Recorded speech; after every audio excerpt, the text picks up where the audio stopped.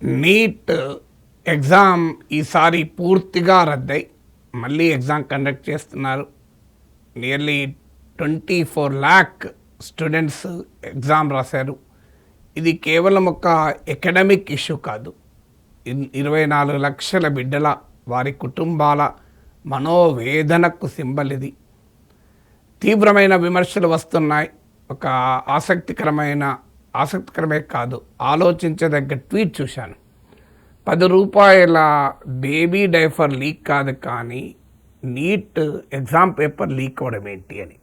రెండు కంపేర్ చేయలేము, కానీ నీట్ పేపర్ ఎందుకు లీక్ అవుతుందనే ప్రశ్నను ఈ కంపారిజన్ కాస్త ఎఫెక్టివ్గా మన ముందు పెడుతోంది. సో ఇది కొత్త ఏమీ కాదు, 2024లోనే విమర్శలు వచ్చాయి. ప్రభుత్వము చాలా జాగ్రత్తలు తీసుకుంటామని చెప్పారు. ఈసారి కేంద్ర విద్యాశాఖ మంత్రి ధర్మేంద్ర ప్రధాన్ అసలు మాట కూడా మాట్లాడడం లేదు, రిజైన్ చేయడం తర్వాత సంగతి. సో 24లో మీకు కొంతమందికి ఒక 1500కు పైగా విద్యార్థులకు రీటెస్ట్ కూడా చేశారు. సో అది నేషన్ వైడ్లీ కాదు, అది కేవలం కొన్ని సెంటర్స్లో మాత్రమే జరిగింది గనక దేశవ్యాప్తంగా రద్దు చేయలేమనే వైఖరి తీసుకున్నారు. ఇప్పుడు ఏకంగా ఇది దేశవ్యాప్తంగా కూడా టెస్ట్ ఇంటెగ్రిటీ దెబ్బతిన్నది గనక ఇది ఈ ఎగ్జామ్ను రద్దు చేస్తున్నామని నేషనల్ టెస్టింగ్ ఏజెన్సీ ప్రకటించింది. నేషనల్ టెస్టింగ్ ఏజెన్సీ ఈ సెంట్రలైజ్డ్ ఎగ్జామ్ ప్రపంచంలోనే one of the largest entrance ఎగ్జామ్ను మోర్ దెన్ 500 సిటీస్లో జరుగుతుంది ఇది. సో దీన్ని రద్దు చేస్తున్నట్లుగా ప్రకటించారు. అందుకే నేషనల్ టెస్టింగ్ ఏజెన్సీని నాన్ ట్రస్టబుల్ ఏజెన్సీ, నమ్మదగిన ఏజెన్సీ కాదు అని అంటున్నారు. వాస్తవంగా దీన్ని ఏమి చేయాలి? కోర్స్ నేను కూడా ఫైనల్ కంక్లూజివ్గా ఎక్స్పర్టీస్ ఇవ్వలేను, బట్ చాలామంది ఎక్స్పర్ట్స్ చాలా అభిప్రాయాలు చెప్తున్నారు. అవి కూడా మీ ముందు పెడతాను. మీరు కూడా మీ ఒపీనియన్ కామెంట్ రూపంలో కింద రాయండి. Let us create a healthy discourse. ఈ నీట్ ఎగ్జామ్ ఇలా ఎందుకు జరగాలి అని. ఎందుకంటే ఇది మెడికల్ ఎంట్రన్స్కు, ఇందులో అసమర్థులైన బిడ్డలు కనుక వైద్య విద్యార్థులై రేపు డాక్టర్లు అయితే మనందరి ప్రాణాలు కూడా తీస్తారు. అది కూడా ప్రమాదకరం, లీక్డ్ పేపర్లతో కనుక సెలెక్ట్ అయితే. సో ఆ ప్రమాదం కూడా ఉంది. కేవలం ఇది ఆ వ్యక్తి భవిష్యత్తే కాదు, కష్టపడి 15 గంటలు 16 గంటలు చదివి చిన్నప్పటి నుంచే మెడిసిన్లో చేరాలి, డాక్టర్ కావాలి, నా కుటుంబము ఆ బిడ్డలు కన్న కలలు అన్యాయమైపోతున్నాయి ఈ పనికి మాలిన పరీక్ష వైఫల్యం వల్ల. నరేంద్ర మోడీ పరీక్షపై చర్చ అంటూ ఎగ్జామ్స్ ముందు వచ్చి దేశవ్యాప్తంగా పిల్లలతో మాట్లాడతారు పరీక్షల టైంలో స్ట్రెస్ వద్దు అని. కానీ ఇప్పుడు మాత్రం మోడీ మాట్లాడరు. అసలు ఈ ఎగ్జామ్ ఎందుకు లీక్ అయిందని చెప్పరు, లీక్ కాకుండా చూస్తాను అని చెప్పరు, ఏమీ మాట్లాడరు. దానికి సైలెన్సే పరిష్కారం అవుతుంది. సో కానీ ఎందుకు జరుగుతుంది? మొదటిగా ఆలోచించాల్సిన అంశాలు. ఒకటి, ఇంత సెంట్రలైజ్డ్ ఎగ్జామ్ అవసరమా? దేశంలో ఈ నీట్ వచ్చినప్పుడు కూడా తీవ్ర విమర్శలు వచ్చాయి. హైలీ సెంట్రలైజ్డ్ ఎగ్జామ్ కనుక దీన్ని లీక్ అయ్యే ప్రమాదాలు కూడా పెరిగిపోతాయి. ఎందుకంటే స్టేక్స్ పెరిగిపోతాయి. దేశమంతటా ఒకటే టెస్ట్ ఉంటే పకడ్బందీగా జరపచ్చన్న థియరీ కూడా ఉంది. కానీ అనుభవం అది తప్పని తేలిపోయింది. కనీసం 20 రాష్ట్రాల్లో 20 సెపరేట్ ఎంట్రన్స్ ఎగ్జామ్లు ఉంటే 1-2 లీక్ అయినా ఆ 2 రాష్ట్రాలకే నష్టం. కానీ ఇప్పుడు దేశవ్యాప్తంగా ఒకటే ఎగ్జామ్ ఉండడం వల్ల ఏ ఒక్క చోట లీక్ అయినా ఈ డిజిటల్ యుగములో అది వాట్సాప్లో 5,000కు 10,000కు అమ్ముడుపోయింది. ఇది దేశమంతటా వెళ్ళి ఇవాళ దేశంలో 24 లక్షల బిడ్డలకు అన్యాయం జరిగింది. అసలు తమిళనాడు లాంటి వాళ్ళైతే నీట్ గ్రామీణ విద్యార్థులకు చాలా అన్యాయంగా ఉంది అని, తెలుగు మీడియం విద్యార్థులకు తమిళ మీడియం విద్యార్థులకు అన్యాయంగా ఉందని వాళ్ళు ఎన్నోసార్లు అభ్యంతరాలు కూడా చెప్పారు. దానిపైన ధర్నాలు జరిగాయి, బిడ్డలు ఆత్మహత్యలు చేసుకున్నారు. అదొక పొలిటికల్ వార్గా కూడా తమిళనాడులో నడిచింది. సో ఫస్ట్ క్వశ్చన్ ఏంటంటే, do we really need a centralised medical exam? అది కాకుండా గతంలో లాగా ఆయా రాష్ట్రాల మెడికల్ బోర్డులు వారు తమ రాష్ట్రానికి సంబంధించిన మెడికల్ ఎంట్రన్స్ ఎగ్జామ్ ఎందుకు నిర్వహించకూడదు? కావాలంటే దాని ప్రమాణాలని కేంద్రం పర్యవేక్షించవచ్చు, దాని పరీక్షలను మానిటర్ చేయవచ్చు, అంతవరకు చేయవచ్చు. కానీ రాష్ట్రాలు నిర్వహిస్తే చేత కాదు, దేశం నిర్వహిస్తేనే చేతనవుతుంది కేంద్రము అని ఈ నేషనల్ టెస్టింగ్ ఏజెన్సీ చేతిలో పెట్టడం న్యాయమా? ఇది మొదటిగా ఆలోచించాలి. రెండవది, ఇది ఇప్పటికీ కూడా పేపర్ అండ్ పెన్ ఫార్మాట్లో నడుస్తుంది. సో దానివల్ల ఏమవుతుంది అంటే ఇది క్వశ్చన్ పేపర్ ప్రింట్ చేయాలి, ఆ దేశంలోని వందలాది సెంటర్లకు డిస్ట్రిబ్యూట్ కావాలి, చాలా ముందుగానే డిస్ట్రిబ్యూట్ కావాలి, అది స్టోర్ చేయాలి, తర్వాత దాన్ని ట్రాన్స్పోర్ట్ చేయాలి ఎగ్జామినేషన్ సెంటర్లకు, అక్కడ దాన్ని పిల్లలకు ఇవ్వాలి. సో ఈ సప్లై చైన్ అంటారే, అంటే ప్రింటింగు, మీకు డిస్ట్రిబ్యూటింగు, దాని యొక్క స్టోరింగు, ట్రాన్స్పోర్టింగు, ఆఖరికి ఎగ్జామినేషన్ హాల్కు చేర్చాక పిల్లలకి ఇవ్వడం, ఈ ప్రక్రియ అంతా మాన్యువల్గానే జరుగుతుంది కనుక అనేక చోట్ల లీక్ పాయింట్లు వస్తాయి. సో ఇందులో ఎక్కడైనా లీక్ కావచ్చు. ఒక పేజ్ ఫోటో తీసుకున్నా, ఒక చిన్న ఫోటో 1 పేజ్ ఫోటో తీసుకున్నా కంప్లీట్ నీట్ ఎగ్జామ్ ఇంటెగ్రిటీ ప్రశ్నార్థకం అవుతుంది. ప్రింట్ చేసే చోటో, స్టోర్ చేసే చోటో. సో ఎంత ఫుల్ ప్రూఫ్గా చేసినా, ఎంత మిలిటరీ బందోబస్తుతో చేసినా కూడా మల్టిపుల్ సెంటర్స్ ఆఫ్ వల్నరబిలిటీ ఈ ఎగ్జామ్ ప్రాసెస్లో ఇన్హెరెంట్గా ఉంది. దీన్ని తీయాలంటే కొంతమంది వాదన ఏంటంటే, బలమైన సైబర్ సెక్యూరిటీ విధానాలు వచ్చాయి. ఇప్పుడు 100 కోట్ల రూపాయలు బ్యాంక్ ట్రాన్సాక్షన్స్ ఇవాళ ఆన్లైన్లో జరుగుతున్నాయి. సో ఆన్లైన్లో హండ్రెడ్స్ ఆఫ్ క్రోర్స్ ట్రాన్సాక్షన్, 1000 కోట్లు, 100 కోట్లు కాదు, లక్షల కోట్లు ట్రాన్సాక్ట్ అవుతుంది. అక్కడ మీకు సైబర్ క్రైమ్లు జరగవచ్చు, కానీ స్టిల్ ద వాల్యూమ్ ఆఫ్ ట్రాన్సాక్షన్స్తో పోలిస్తే incidents of cyber crime negligible. కొన్ని సైబర్ క్రైమ్ జరిగినా కూడా, కానీ మీకు ఇవాళ మరి అలాంటప్పుడు కంప్లీట్లీ డిజిటైజ్ ఎందుకు చేయకూడదు? ఇప్పటికే అనేక పరీక్షలు డిజిటైజ్ అయిపోయాయి, మరి ఈ మెడికల్ ఎగ్జామ్ను ఎందుకు డిజిటైజ్ చేయకూడదు? అప్పుడు digitally encrypted, end to end encryption, అంటే ఇంకో వాడు చూడటానికి వీల్లేని పద్ధతిలో దాన్ని పంపించవచ్చు. సో ఆ రకంగా డిజిటల్ కాన్ఫిడెన్షియాలిటీ అనేది ఫిజికల్ కాన్ఫిడెన్షియాలిటీ కన్నా చాలా రెట్లు ఎఫిషియెంట్గా జరపచ్చు. మరి ఇది ఎందుకు చేయడం లేదు అనేది రెండవ క్వశ్చన్ రైజ్ అవుతుంది, ఎక్స్పర్ట్స్ రైజ్ చేస్తున్నారు. ఇదేదో నేను చెప్పడమే కాదు, ఇప్పుడు మీకు 2024లో నీట్ లీక్ అయిందన్న ఆరోపణలు వచ్చాక ఫార్మర్ ఇస్రో చైర్మన్ రాధాకృష్ణ నాయకత్వంలో ఒక హై లెవెల్ కమిటీ వేశారు. ఆ కమిటీ అక్టోబర్ 2024లో కేంద్ర ప్రభుత్వానికి నివేదిక ఇచ్చింది. సో ఆ నివేదికలోనే చెప్పారు, PPT pen and paper testing కాకుండా సిబిటి కంప్యూటర్ బేస్డ్ టెస్టింగ్, అంటే completely technology driven full proof cyber సెక్యూరిటీతో కూడిన మోడల్కు ఎందుకు షిఫ్ట్ కాకూడదు? ఇప్పటికే జేఈ మెయిన్స్ లాంటివి 2 షిఫ్ట్స్లో జరుగుతుంది.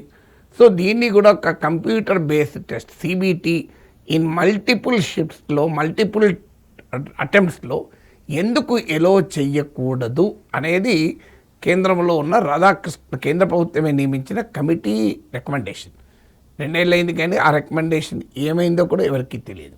సో ఇటీవల లీక్ తర్వాత కూడా నేషనల్ టెస్టింగ్ ఏజెన్సీ చీఫ్ అయిన అభిషేక్ సింగ్ దీనిపైన మేము కాదు నిర్ణయం తీసుకోవాల్సింది, కంప్యూటర్ బేస్డ్ టెస్టింగ్ సిబిటికి, pen and paper testing PPT ప్లేస్లో సిబిటికి షిఫ్ట్ కావాలి అనేది ఈ కేంద్ర హెల్త్ మినిస్ట్రీ డిసైడ్ చేయాలి. వాళ్ళ తరఫున మేము టెస్ట్ కండక్ట్ చేసే వాళ్ళమే అని.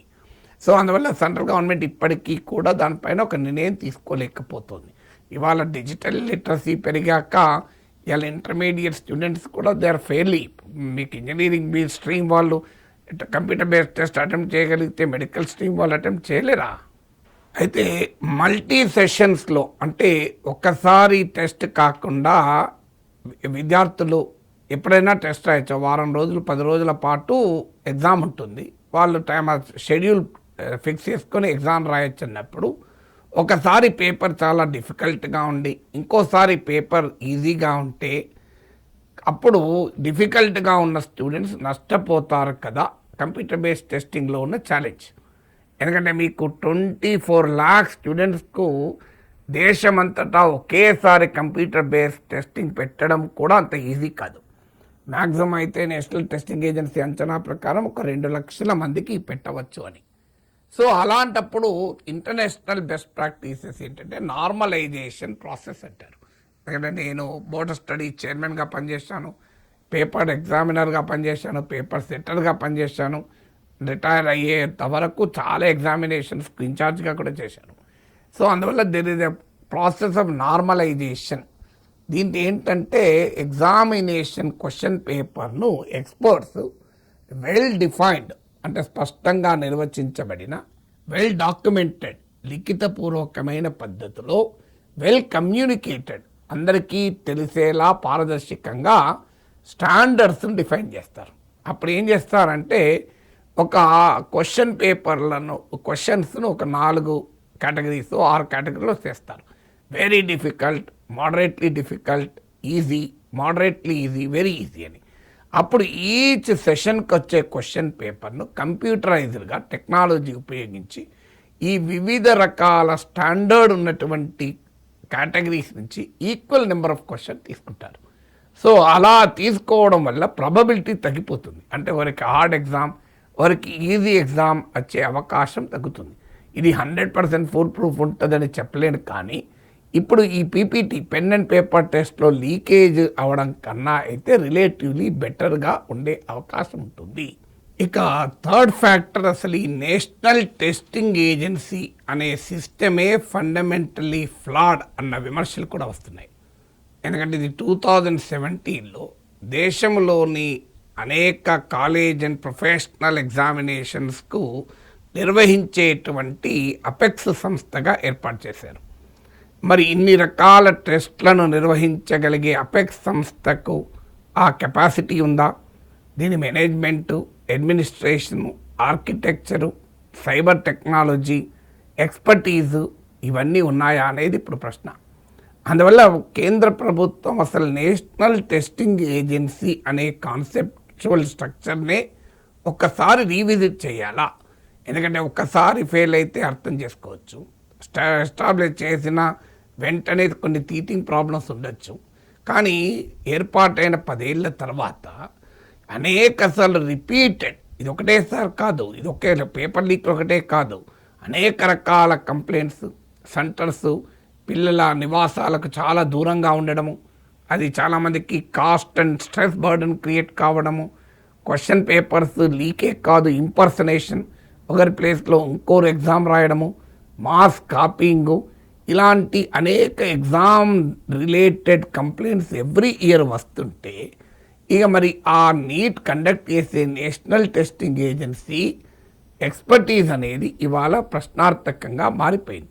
అందువల్ల national testing agency structure concept, దాని ప్రియారిటీసు, అసలు ఇది అవసరమా అనే దాన్ని కూడా కేంద్రం రీవిజిట్ ఎందుకు చేయకూడదు? ఇక 4వది, ఇలా ఒక్కసారి ఒక సింగిల్ టెస్ట్గా కాకుండా మల్టిపుల్ టెస్ట్ ఫార్మాట్స్లో ఒకే రోజు కాకుండా ఏ రోజైనా, ఇప్పుడు కొన్ని ఎగ్జామ్స్ నీవు నీ డేటు ఫిక్స్ చేసుకొని కంప్యూటరైజ్డ్ క్వశ్చన్ పేపర్స్ వస్తాయి. ఆ question paper standards reasonably same ఉండేలా దాన్ని మోడరేషన్ చేస్తారు క్వశ్చన్ పేపర్లను. So there is an international practice, best practices కూడా ఉన్నాయి. ఇప్పుడు ఇంటర్నేషనల్లీ రినౌండ్ ఎగ్జామినేషన్స్ కూడా ఏడాదిలో ఒక్కరోజే అందరికీ జరగదు. ఎవరు కావాలనుకుంటే వాళ్ళు ఆన్లైన్లో షెడ్యూల్ చేసుకొని పరీక్ష రాయొచ్చు, కంప్యూటరైజ్డ్గా డిజిటల్ ఎగ్జామ్ రాయొచ్చు. సో అలా చేయటానికి మెడికల్ ఎగ్జామ్లో అవకాశం లేదా? So where you can fix your own schedule. So ఒక క్వశ్చన్ బ్యాంక్ ఉంటుంది, ఆ క్వశ్చన్ బ్యాంక్ నుంచి equally standard, reasonably similar standard కలిగిన క్వశ్చన్స్ ఆల్ స్టూడెంట్స్కి వస్తాయి. ఆ పర్టిక్యులర్ టైంలో రాసిన వారి మార్కులను కూడా చాలా ఎక్కువ వరకు వస్తే మోడరేషన్ పద్ధతి కూడా ఉంటుంది. ఇవన్నీ గ్లోబల్ బెస్ట్ ప్రాక్టీసెస్ ఉన్న ఎగ్జామినేషన్ రిలేటెడ్గా. అలా మల్టిపుల్ అటెంప్ట్స్ ఎందుకు ఎలో చేయకూడదు? ఒక్క స్టూడెంట్ ఒక్కసారే కాదు, అవసరం వస్తే ఓపిక ఉంటే 2 సార్లు 3 సార్లు కూడా అటెంప్ట్ చేసుకుంటాడు. ఏది బెస్ట్ మార్క్ ఉంటే అది తీసుకునే అవకాశం కూడా ఉంటుంది. సో అందువల్ల ఈ format single test at single place across the country అనేది ఈజ్ ఇట్ సైంటిఫిక్ ఈ యుగములో అనేది ఇప్పుడు ఆ క్వశ్చన్ కూడా కేంద్రం ఒక్కసారి స్టడీ చేయాలి. ఇక fifth option computer based testing, pen and paper testing, రెండిట్లో ఉండే సాధక బాధకాలు నేను మొదట్లోనే ఎక్స్ప్లెయిన్ చేశాను. ఎక్స్పర్ట్ కమిటీస్ చెప్పే మరో రికమెండేషన్ ఏంటంటే హైబ్రిడ్ టెస్టింగ్ మోడల్. అంటే కంప్లీట్లీ సిబిటి కాదు, కంప్లీట్లీ పీపీటీ కాదు. దీన్ని ఏమంటారంటే computer assisted secured pen and paper testing అంటారు. అంటే ఏం చేస్తారంటే ఇప్పుడు జరుగుతున్నది ఏంటి, సెంట్రలైజ్డ్గా ఒక చోట క్వశ్చన్ పేపర్ ప్రింట్ అయ్యి దాన్ని డిఫరెంట్ ప్లేసెస్కు డిస్ట్రిబ్యూట్ అయ్యి ముందుగానే అక్కడ స్టోర్ అయ్యి దాన్ని సమయానికి ట్రాన్స్పోర్ట్ చేసి ఎగ్జామినేషన్ సెంటర్స్కు ఎగ్జామినేషన్లో స్టూడెంట్కి ఇస్తారు. ఈ ప్రాసెస్ అంతా ఎంత సెక్యూరిటీ పెట్టినా మాన్యువల్గా జరగాల్సిందే, ఇంకో మార్గం లేదు. ఇది కొన్ని రోజుల పాటు జరుగుతుంది. అంటే క్వశ్చన్ పేపర్ ప్రింట్ అయినాక యాక్చువల్ స్టూడెంట్కి వెళ్ళే సమయానికి చాలా రోజులు పడుతుంది. ఎందుకంటే ఇది దేశం అంతటా డిస్ట్రిబ్యూట్ కావాలి, ట్రాన్స్పోర్ట్ కావాలి, అంతటా స్టోరేజ్ కావాలి. So it's a very very difficult task. ఎక్కడొక చోట లీక్ అయ్యే ప్రమాదం ఉంటుంది, చిన్న ఫోటో తీసినా సరిపోతుంది. సో అందుకొరకు ఏంటంటే computer assisted secure testing model అంటారు. అంటే ఏం చేస్తారంటే ఎగ్జామినేషన్ సెంటర్స్ వద్ద, ఇప్పుడు ఉదాహరణకు I think more than 550 centres ఉన్నట్టున్నాయి దేశం అంతటా. ఈ 550 సెంటర్స్లో సెక్యూర్డ్ సర్వర్స్ పెడతారు. ఇవాళ సైబర్ టెక్నాలజీ డెవలప్ అయింది ఏ స్థాయిలో అంటే కంప్లీట్ డేటా సెక్యూరిటీని అద్భుతంగా చేయొచ్చు. మీకు ఈ హైలీ కాన్ఫిడెన్షియల్ మిలిటరీ సీక్రెట్స్ను కూడా మీకు అమెరికా పెంటగాన్ సీక్రెట్లను కూడా సెక్యూర్ చేయడం లేదా? సో డిఫెన్స్ సీక్రెట్లను సర్వర్లో సెక్యూర్ చేయడం లేదా? సో అందువల్ల ఆ కాన్ఫిడెన్షియాలిటీ క్లాసిఫైడ్ డాక్యుమెంట్ సెక్యూర్ చేయడం లేదా? సో అలా హైలీ కాన్ఫిడెన్షియల్ సెక్యూర్డ్ సర్వర్స్లో ఈ టెస్ట్లను ఏం చేస్తారంటే కంప్లీట్లీ డిజిటల్లీ ఎన్క్రిప్టెడ్ టెస్ట్. అంటే అది ఓపెన్ చేసిన వారికి అర్థం కాదు, అందులో ఏమున్నది అనేది ఆ లాంగ్వేజ్ అర్థం కాదు. అట్లా ఎన్క్రిప్టెడ్ మెసేజ్ రూపంలో ఒక ఎగ్జామినేషన్ కొన్ని గంటల ముందు, ఇప్పుడు ఉదాహరణకు మార్నింగ్ 10 గంటలకు ఎగ్జామ్, ఉదయం 5 గంటలకు ఈ డిజిటల్లీ ఎన్క్రిప్టెడ్ ఎగ్జామ్ పేపర్ను, క్వశ్చన్ పేపర్ను ఈ సర్వర్స్కు ట్రాన్స్ఫర్ చేస్తారు. సో అక్కడ ప్రింట్ చేసి అప్పటికప్పుడు డిస్ట్రిబ్యూట్ చేస్తారు. ఏం జరుగుతుంది అంటే మీకు డిస్ట్రిబ్యూషన్ పాయింట్కు క్వశ్చన్ పేపర్ జనరేట్ అయ్యే ప్లేస్కు మధ్య టైము స్పేస్ తగ్గిపోతుంది. దానితో నీకు చాలా మట్టుకు ఈ లీకేజ్ అవకాశాన్ని తగ్గించవచ్చు. దీన్నే హైబ్రిడ్ మోడల్ అంటారు. అంటే computer assisted secured pen and paper testing model అని. ఈ రికమెండేషన్ పైన ఇప్పటి వరకు కేంద్ర ప్రభుత్వం ఆలోచించలే. 6 జేఈ నీట్. ఈ 2 పరీక్షలు కూడా ఒకటి టెక్నికల్ కోర్సెస్ అయితే ఇంకోటి మెడికల్ కోర్సెస్. ఇప్పుడు జేఈకి 14 లాక్ స్టూడెంట్స్ రాస్తే మీకు నీట్ 24 లాక్ స్టూడెంట్స్ రాస్తున్నారు. జేఈలో మోడల్ ఏంటంటే ముందు ఒక ఎగ్జామ్ జరుగుతుంది, ఆ తర్వాత ఫస్ట్ ఎగ్జామ్ ఎన్టీఏ జరిపితే నెక్స్ట్ జేఈ అడ్వాన్స్డ్ ఐఐటీసీ నిర్వహిస్తుంది. ఇప్పుడు మీకు సివిల్ సర్వీసెస్ కూడా ప్రిలిమినరీ ఉంటుంది, మెయిన్స్ ఉంటుంది. గ్రూప్ 1 సర్వీసెస్ కూడా ప్రిలిమినరీ అండ్ మెయిన్స్ ఉంటుంది. అఫ్కోర్స్ అందులో ప్రిలిమినరీ ఏమో ఆబ్జెక్టివ్ టైప్లో ఉంటే మెయిన్స్ డిస్క్రిప్టివ్ టైప్లో ఉంటుంది. సో ఒకటేసారి 24 లాక్ స్టూడెంట్స్కి ఎగ్జామ్ కండక్ట్ చేసి దాంట్లో వచ్చిన మెరిట్ ఆధారంగానే సీట్లు ఇచ్చినప్పుడు, అది కూడా చాలా మైన్యూట్ మార్కింగ్తో సీటు కోల్పోయినప్పుడు లీకేజెస్ అనేది చాలా ప్రమాదకరంగా మారుతుంది. అలా కాకుండా ఒకవేళ ముందొక preliminary test, basic test conduct చేసి ఆ బేసిక్ టెస్ట్ స్కోర్స్ ఆధారంగా కూడా కొన్ని మెడికల్ కాలేజీలు అడ్మిషన్లు ఇచ్చుకోవచ్చు, లేదా ఇచ్చుకోకుండా చేయవచ్చు కూడా. ఆ తర్వాత సెకండ్ అడ్వాన్స్డ్ టెస్ట్ కనుక కండక్ట్ చేస్తే ఇది కంపారిటివ్లీ బేసిక్ టెస్ట్లో క్వాలిఫై అయిన వారికే అడ్వాన్స్ టెస్ట్ ఉంటుంది కనుక నెంబర్ ఆఫ్ సెంటర్స్ తగ్గిపోయి నీకు లీకేజ్కి స్కోప్ తగ్గుతుంది. కానీ దీంట్లో ఉన్న ఛాలెంజ్ ఏంటంటే పిల్లలు 2 సార్లు పరీక్షలు రాయాల్సి ఉంటుంది. అది కూడా 12th plus 12 standards, intermediate 12th class స్టాండర్డ్లో ఉన్న పిల్లలు 2 సార్లు స్ట్రెస్ఫుల్ ఎగ్జామ్ రాయాలి. అయితే ఆల్రెడీ మరి ఐఐటి కావాలనుకున్న వాళ్ళు రాస్తున్నారు కదా, అందువల్ల ఈ ప్రపోజల్ని కూడా ఒకసారి థింక్ చేయవచ్చు. ఈ నీట్ ఎగ్జామ్ మొదలైనప్పటి నుంచి నేషనల్ టెస్టింగ్ ఏజెన్సీ ఏ రకమైన మెజర్స్ తీసుకోలేదని ఆరోపించడం కాదు. వాస్తవంగా 2024 లీక్ తర్వాత రాధాకృష్ణన్ నేతృత్వంలో 7 మెంబర్ ఎక్స్పర్ట్ కమిటీ వేశారు. ఆ కమిటీ చాలా రికమెండేషన్ చేశారు. కోర్స్ ఆ కమిటీ చేసిన కంప్యూటర్ బేస్డ్ టెస్టింగ్ మోడల్కి కానీ హైబ్రిడ్ మోడల్కి కానీ వెళ్ళలేదు. కానీ ఇతర రికమెండేషన్స్ కొన్ని అమలు చేశారు. ఇతర ఎక్స్పర్ట్స్ ఇచ్చిన రికమెండేషన్ అమలు చేశారు. ఇప్పుడు ఉదాహరణకు ఎగ్జామినేషన్లో పేపర్ లీక్ ఒకటే సమస్య కాదు, ఇంపర్సనేషన్ ఒక సమస్య. అంటే ఒక అభ్యర్థి ప్లేస్లో ఇంకో అభ్యర్థి ఎగ్జామ్ రాస్తాడు. సో దాన్ని నివారించడానికి Aadhaar based biometric verification candidate తీసుకొచ్చారు.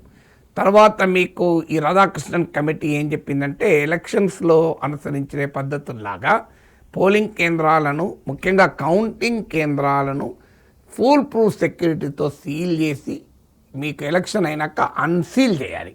అదేవిధంగా ఎగ్జామినేషన్ సెంటర్లను చేయాలి. ఇందుకు డిస్ట్రిక్ట్ అడ్మినిస్ట్రేషన్తో, డిస్ట్రిక్ట్ పోలీస్తో కొలాబరేట్ కావాలేంటి అని చెప్పారు. సో ఆ రకంగా ఇప్పుడు ఎగ్జామినేషన్ సెంటర్స్లో సెక్యూరిటీ మెజర్స్ను టైటన్ చేశారు. తర్వాత ట్రాన్స్పోర్టేషన్, అంటే ఎగ్జామ్ క్వశ్చన్ పేపర్ను ఒక చోటు నుంచి మరో చోటుకి తీసుకెళ్లేటప్పుడు ఈ ప్రమాదం ఉంటుంది లీక్ కనుక దాన్ని GPS ఎనేబుల్డ్ చేశారు. అంటే ఆ వెహికల్స్ ఎంబడి పూర్తిగా పోలీసు ఎస్కాట్లో ఆ క్వశ్చన్ పేపర్ ఉన్నటువంటి వెహికల్స్ వెళ్తాయి. అవి GPSతో లింక్ అయి ఉంటాయి. నేషనల్ లెవెల్లో NTA కార్యాలయంలో సెంట్రలైజ్డ్ మానిటరింగ్ సిస్టమ్ కూడా మానిటర్ చేస్తుంది. అంటే ఒక వెహికల్ ఒక క్వశ్చన్ పేపర్లు స్టోర్ చేసిన ప్లేస్ నుంచి ఎగ్జామినేషన్ సెంటర్స్కు ట్రాన్స్పోర్ట్ అవ్వటానికి ఫుల్ ప్రూఫ్ సెక్యూరిటీతో మాత్రమే కాకుండా సర్వేలెన్స్తో జరుగుతుంది. సో అలాగే ఎగ్జామినేషన్ CCTV కేంద్రాలను పెట్టారు, CCTVను ఇలా జాగ్రత్తలు కొన్ని తీసుకున్నారు. కానీ బేసికల్గా పేపర్ లీక్స్ ఆపలేకపోతున్నారు, ఈ కన్ఫ్యూజన్ ఆపలేకపోతున్నారు. అందువల్ల దేశంలో టెక్నాలజీ యుగంలో ఆప్షన్స్ లేవని కాదు, డిఫెన్స్ సీక్రెట్లను కాపాడడం లేదా, ఎలక్టోరల్ ప్రాక్టీస్ ఈ మధ్య సార్ వచ్చాక, ఈ ఎలక్షన్ కమిషన్ వచ్చాక చాలా వివాదాలు వచ్చాయి. కానీ దేశంలో ఫ్రీ అండ్ ఫెయిర్ ఎలక్షన్ చాలా కాలంగా నడుస్తున్నాయి. సో ఇప్పుడు కూడా 100% సొల్యూషన్ ఇది ఉండదు. కానీ ఎంత మేరకు ఫ్రాడ్ను లిమిట్ చేయగలం, ఎంత మేరకు ఎగ్జామినేషన్ ఇంటెగ్రిటీని కాపాడగలం అనేది ఆలోచించాలి. దానికి తగిన చర్యలు తీసుకోవాలి.